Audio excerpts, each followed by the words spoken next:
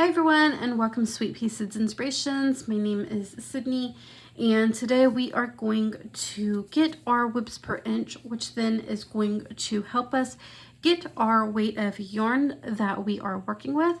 Whether you are spinning your own yarn, or if you have a skein, cake, or whatever yarn that is manufactured that does not have a label to it no more, or did not come with a label. So the reason why we get our whips per inch is to also determine on what weight of yarn that the yarn that we have, so that we can know what kind of hook that we might need, but also what kind of project we can use that yarn for.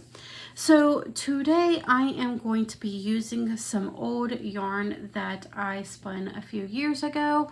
I'm going to get the whips per inch and then get the weight of yarn for this one that I spun a few years ago with my card.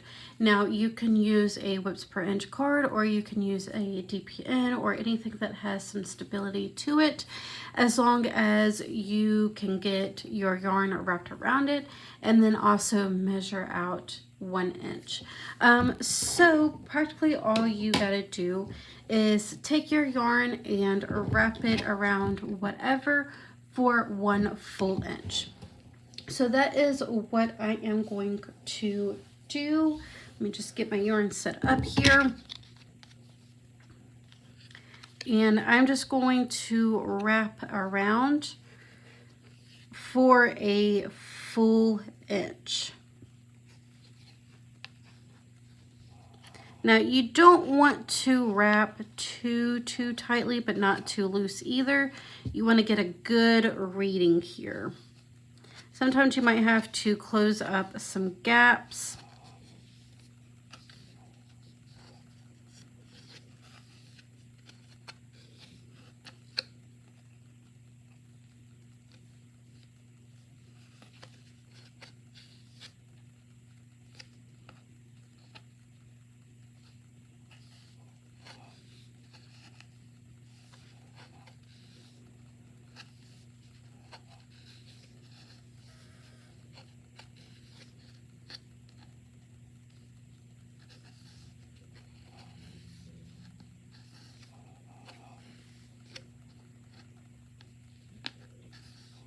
So now that I have wrapped around 1 full inch, I am going to go ahead and count my strands of yarn.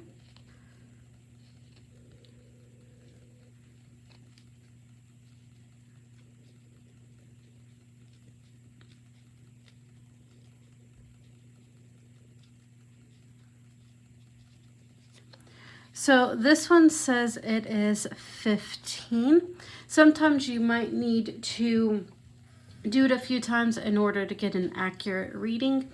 So when I did this earlier, I think I was a little bit more into my cake of yarn here. It gave me 18 wraps per inch. This time that I did it, I was a little bit more at the end, and I had 15. So that would be between a sport weight and a fingering weight. So this card does tell you exactly what weight of yarn and how many whips per inch. So these top numbers are my whips per inch, and then you can also use this gauging to figure out, put your yarn on top of it and actually figure out what weight of yarn it is. So this 6 is going to be a bulky weight. 8 is going to be a worsted number 4. 12 is going to be a DK or a number 3. 15 is going to be a sport or a number 2. 20 is going to be a fingering or number 1. 30 is going to be a lace, which is going to be 0. And then now you start getting into threads. So with 1 being 15 and 1 being 18, I know that it is in between a sport and fingering. So now what I'm going to do is I'm actually going to take my yarn and place it onto this gauging here. So I feel like the fingering is a little bit, it's almost there, but I feel like it's a little too small for this yarn. So I'm going to move over to the sport weight, and I feel like that is a more accurate reading here, that this is actually going to be a sport weight.